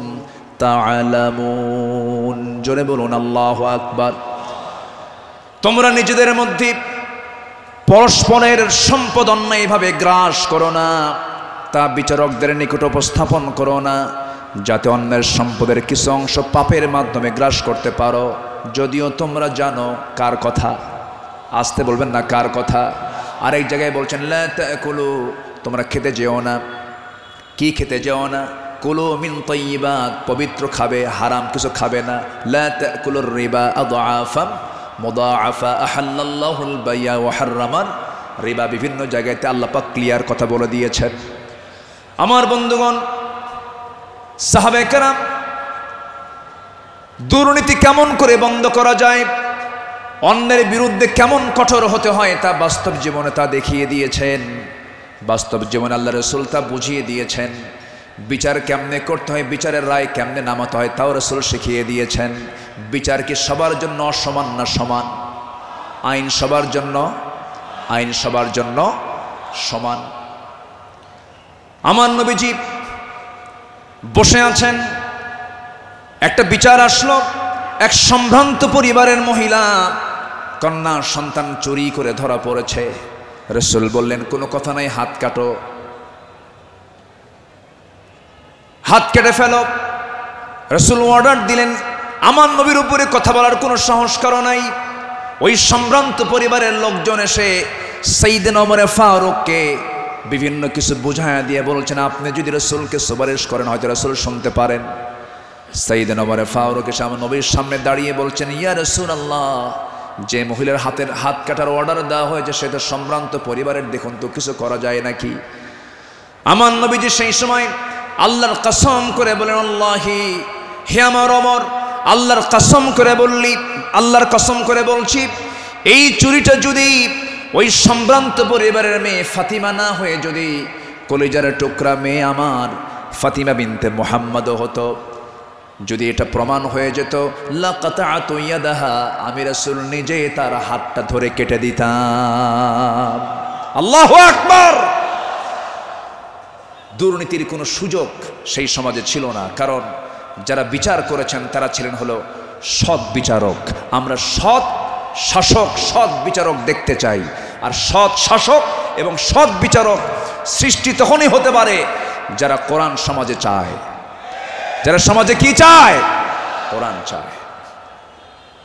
সাইয়েদনা ওমর ফারুক রাদিয়াল্লাহু তাআলা আনহু, যে সময় তিনি খলিফাতুল মুসলিমিন, ইরাকের গভর্নর ছিলেন হলো আবু মুসা আশআরী রাদিয়াল্লাহু তাআলা আনহু। তিনি করলেন কি, তিনি একদিন মদিনায় এসে সাইয়েদনা ওমর ফারুক রাদিয়াল্লাহু আনহুর জন্য এবং তার স্ত্রী আতিকা রাদিয়াল্লাহু আনহার জন্য কিছু কাপড় চোপড় উপঢৌকন স্বরূপ নিয়ে আসলেন। নিয়ে এসে তার সামনে দাঁড়িয়ে বলছেন, আমিরুল মুমিনিন, আপনার জন্য এই যে আপনার জন্য কিছু কাপড় উপঢৌকন নিয়ে এসেছি। তিনি মুস্কি হাসি মারলেন। মুস্কি হাসি মেরে বললেন, আমার গভর্নর আবু মুসা আশআরী, তুমি আমার জন্য এই যে উপঢৌকনগুলো নিয়ে এসেছো, হাদিয়া নেওয়া সুন্নত, হাদিয়া দেওয়া সুন্নত, তাহাদু তাহাব্বু, ভালো কথা, এটা সাধারণ ব্যক্তিদের মাঝে হতে পারে, কিন্তু আমি শাসক, আমি যদি আজকে তোমার এই উপঢৌকন গ্রহণ করি ঘোষের পর্যায়েও যেতে পারে, আমি এটা গ্রহণ করব না। আল্লাহু আকবার বলেন। তিনি না গ্রহণ করে তার হাদিয়াটাকে, উপঢৌকনটাকে তিনি ফেরত দিয়েছেন। শাসকের কাতারে থেকে এমন উপঢৌকন নাও আমি জায়েজ মনে করি না, বললেন ওমর ফারুক রাদিয়াল্লাহু তাআলা আনহু। আল্লাহু আকবার। সম্মানিত ভাইয়েরা, সম্মানিত বন্ধুগণ, নাম্বার 6 হলো নির্ভীকতা এবং মহান আল্লাহর উপরে দৃঢ় তাওয়াক্কুল করা। এটা ছিল আমার নবী এবং সাহাবে কেরামদের সারা জীবনের আমল ছিল। জীবনে তারা চুল পরিমাণ কোনো ভয় পান নাই। আমরা কি ভয় করব কাউকে? কাকে ভয় করব? আল্লাহ ছাড়া কাউকে ভয় করা জায়েজ আছে? আল্লাহকে ছাড়া কাউকে ভয় করা কি জায়েজ আছে? আমার নবীজি কোন এক যুদ্ধের ময়দানে যাবেন, একটা গাছের নিচে তিনি শুয়ে পড়লেন। বাবলা গাছ, বাবলা গাছের ডালে তরবারি রেখে তিনি বিশ্রাম নিচ্ছিলেন। হঠাৎ করে এক বেদুইন এসে আমার নবীর সেই তলোয়ারটা তার হাতে তুলে নিয়ে বলতেছে, মুহাম্মদ, আমার হাতে তোমার জীবন, আমি তোমাকে এখন হত্যা করতে পারি। এই কথা বলা মাত্রই বলতেছে, এখন তোমাকে কে বাঁচাবে? বেদুইন বলছে, তোমাকে এখন কে বাঁচাবে মুহাম্মদ? আমার নবীজি বলেন, আমাকে বাঁচাবেন আমার আল্লাহ, আমাকে বাঁচাবেন আমার আল্লাহ, আমাকে বাঁচাবেন আমার আল্লাহ। তিনবার রাসূল যখন বললেন, ওই বেদুইনের হাত থেকে তরবারি থরথর থরথর করে পড়ে গেল। আমার নবীজি দৌড় মেরে গিয়ে সেই তরবারি হাতে নিয়ে বললেন, বেদুইন, এখন তোমাকে বাঁচাবে কে? আমি তো আল্লাহর কাছে আশ্রয় নিয়েছি, আল্লাহ আমাকে বাঁচান, এখন তোমাকে কে বাঁচাবে? বেদুইন তার চোখের পানি আটকাতে না পেরে আমার নবীর সামনে দাঁড়িয়ে বলছে, আপনি সত্যি আল্লাহ রাসূল, আপনি আমাকে পড়িয়ে দেন লা ইলাহা ইল্লাল্লাহ, ফাইদা আযামতা ফাতাওয়াক্কাল আলাল্লাহ ওয়া কাফা বিল্লাহি ওয়াকিলা ইন্নাল্লাহা ইউহিব্বুল মুতাওয়াক্কিলিন ওয়া মান ইয়াতাওয়াক্কাল আলাল্লাহ ফাহুয়া হাসবুহ। যে ব্যক্তি আল্লাহর প্রতি তাওয়াক্কুল করবে, আল্লাহ তার জন্য যথেষ্ট হয়ে যান। আমাদের ভরসা রাশিয়া নয়, আমেরিকা নয়, ইন্ডিয়া নয়, চায়না নয়, আমাদের কারো প্রতি ভরসা করার দরকার না। আমাদের ভরসা কে? আসতে বলবেন না, তিনি কে? আমাদেরকে বাঁচাবেন তিনি, যার হাতে আমাদের প্রাণ, তিনি সে আল্লাহ আমাদেরকে বাঁচাবেন। আল্লাহ কবুল করুন, জোরে বলি আমিন। ইসলাম গ্রহণ করেছেন 40 নম্বরে, 41 নম্বরে সাইয়েদনা ওমর ফারুক রাদিয়াল্লাহু তাআলা আনহু। ইসলাম কবুল করেই রাসূলের সামনে তরবারি রাসূলের পায়ের কাছে রেখে বললেন, ইয়া রাসূলুল্লাহ, আমাদের মুসলমানদের সংখ্যা কত? আমার রাসূল বললেন, ওমর, সাহাবীর সংখ্যা মাত্র 40 জন, 40 থেকে 41 জন। সাইয়েদনা ওমর ফারুক বলেন, এটাই বিশাল সংখ্যা। আজকে আমরা কাবার চত্বরে গিয়ে প্রকাশ্যে ঘোষণা করব, লা ইলাহা। কোন সাহাবী বললেন? বলেন বলেন, কোন সাহাবী? আজকে তো এক সাহাবীর ইতিহাসটা একটু বেশি টানলাম, প্রসঙ্গটা চলে আসলো। তিনি বলে ফেললেন, কি পরিমাণ সাহস হতে পারে? সাহসের পিরামিড। সাইয়েদনা ওমর ফারুক গিয়ে প্রকাশ্য রূপে সামনে ঘোষণা করলেন, কে আছো? আমার সামনে আসো, লা ইলাহা। তরবারি হাতে দৃপ্ত পদক্ষেপে আল্লাহু আকবার ধ্বনিতে মুখরিত করে আকাশ বাতাস সামনের দিকে যেতে লাগলেন। আবু জেহেল হতভম্ব হলো। আবু জেহেল মনে মনে ভাবলো, পাঠালাম কি জন্য, আর হয়ে গেল কি? সাইয়েদনা ওমর ফারুক রাদিয়াল্লাহু তাআলা এত সাহসী ছিলেন, সেই বজ্র কণ্ঠের ওমর এখনো দরকার আছে না নাই? সেই বজ্র কণ্ঠের ওমর এখনো দরকার আছে না নাই? নতুন বাংলাদেশ তৈরি করার জন্য ওমর প্রয়োজন, আবু বকর প্রয়োজন। আমরা আবু বকরের মতো দৃঢ়চেতা হব, ওমরের মতো সাহসী হব, ওসমানের মতো ধৈর্যশীল হব, আলীর মতো লড়াকু সৈনিক হয়ে বাতিল শক্তির মোকাবেলায় আমরা ঝাঁপিয়ে পড়ব প্রয়োজনে। রাজি আছেন কারা কারা? হাত উঁচু করে দেখান মুসলমান।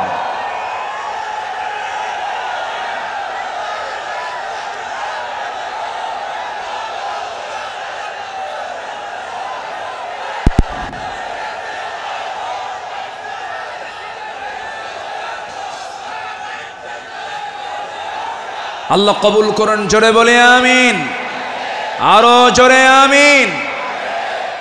আল্লামা ইকবাল এই জন্য সাহাবাদের ভূমিকা বর্ণনা করে বর্তমান সময়ের মুসলিমদের দুরবস্থা নিয়ে আফসোস করে তিনি একটা লাইন বলেছেন। তিনি কি বলেছেন? সফহা ওয়ারসে বাতিল কো মিটায়া কিসনে, নোয়ে ইনসা কো গুলামি সে ছুড়াইয়া কিসনে, मेरे काबे को ज़मीनों से बचाया किसने, मेरे कुरान को सीनों से लगाया किसने, थे तो अबाओ तुम्हारे ही मगर तुम क्या हो, हद पर हद दहरे मुंतज़िरे फरदा हो।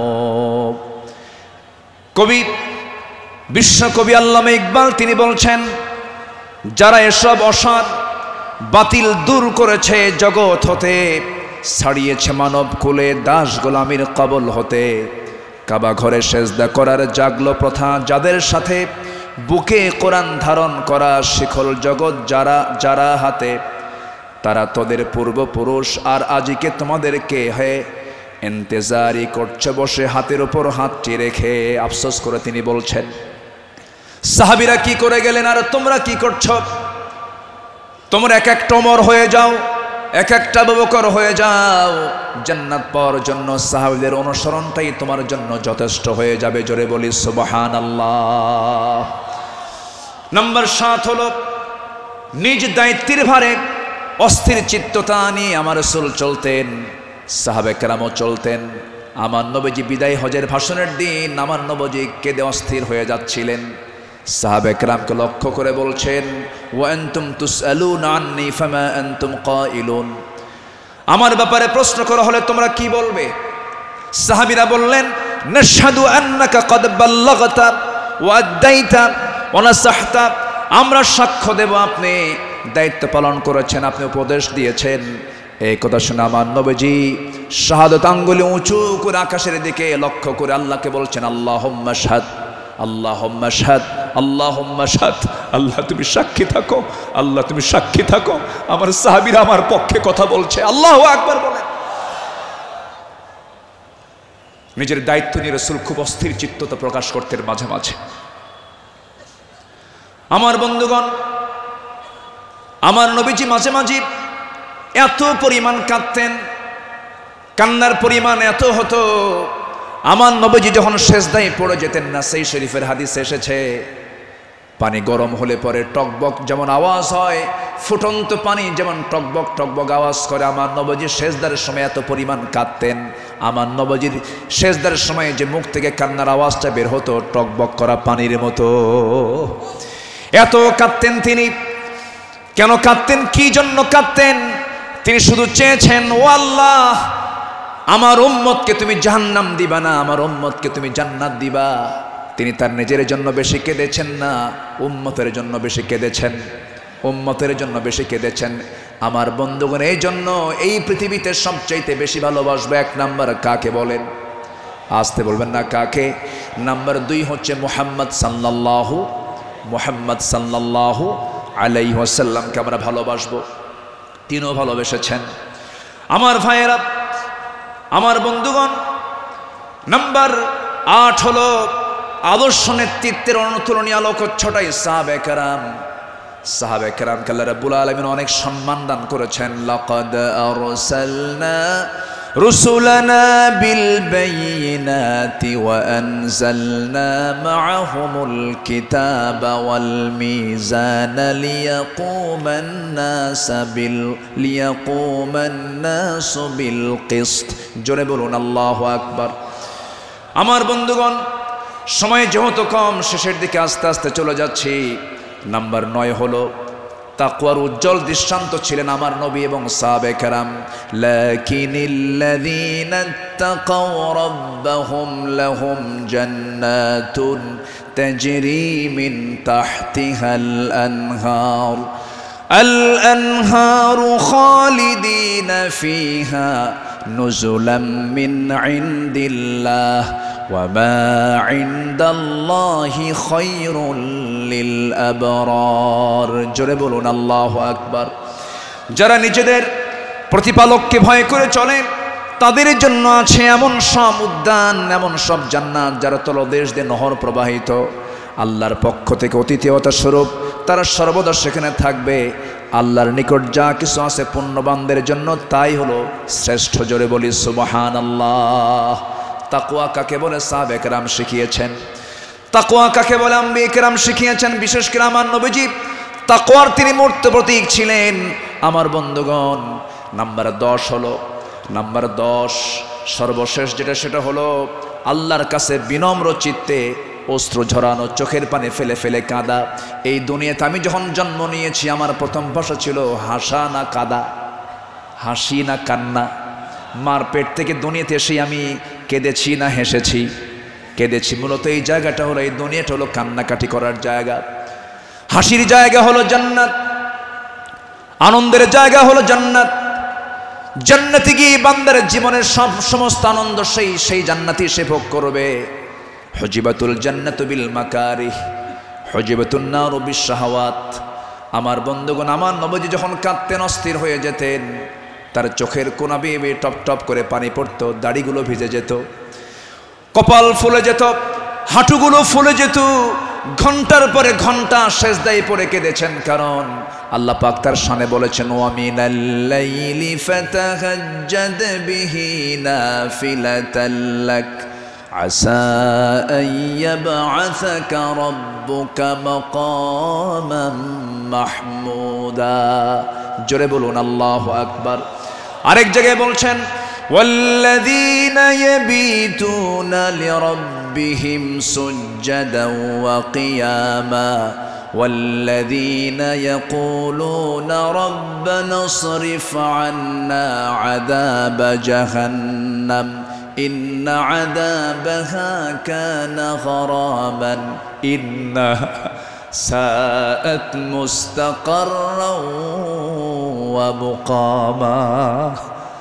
আল্লাহর যারা বান্দা হবে, রাত গভীর হয়ে যাবে, সবাই ঘুমের সাগরে হাবুডুবু খাবে, কিন্তু আল্লাহর পছন্দের বান্দা যারা, তারা তো জানেই আল্লাহ সব সময় প্রথম আকাশে আসেন না।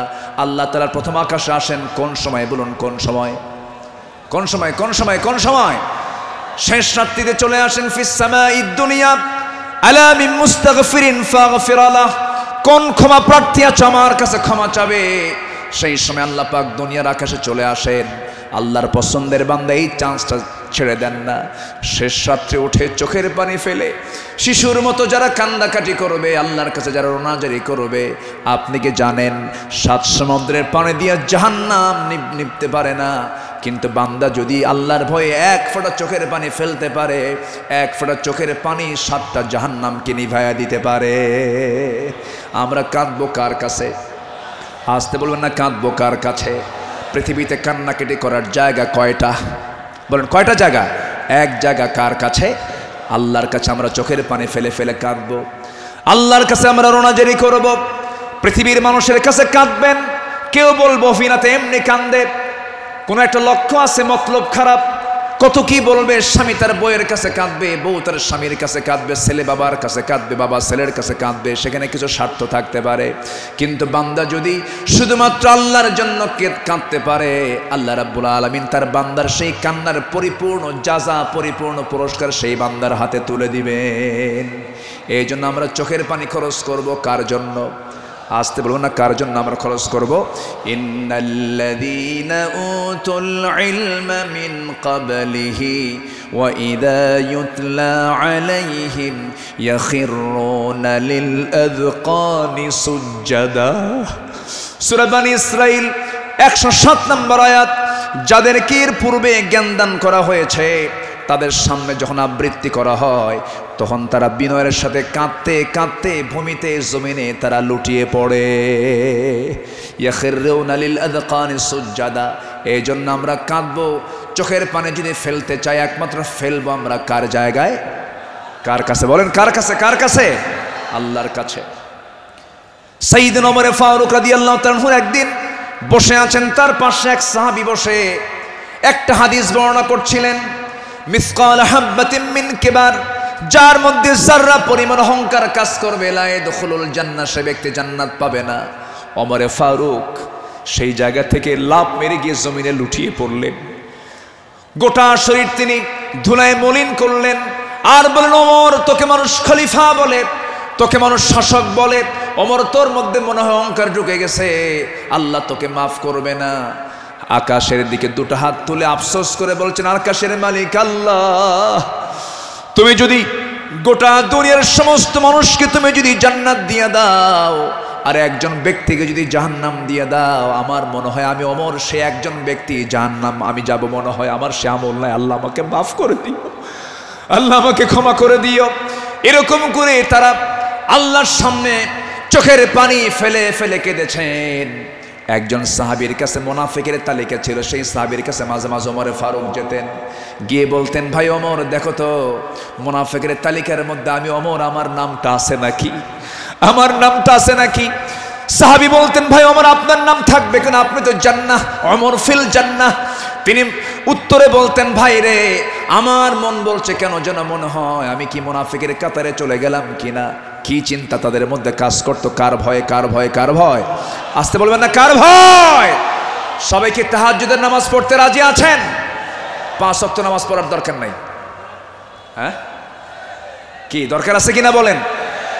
তাহলে 5 ওয়াক্ত নামাজও পড়বো এবং স্পেশাল অফার, ওই সময় চোখের পানি ফেললে বান্দার কোনো দোয়া মিস হয় না, সেটা হচ্ছে কি ওয়াল্লাযীনা ইয়াবিতুনা লিরাব্বিহিম সুজদান ওয়া কিয়ামা, যারা রাতটা কাটায় দেয় রুকুতে এবং সিজদার মধ্যে। কার কাছে?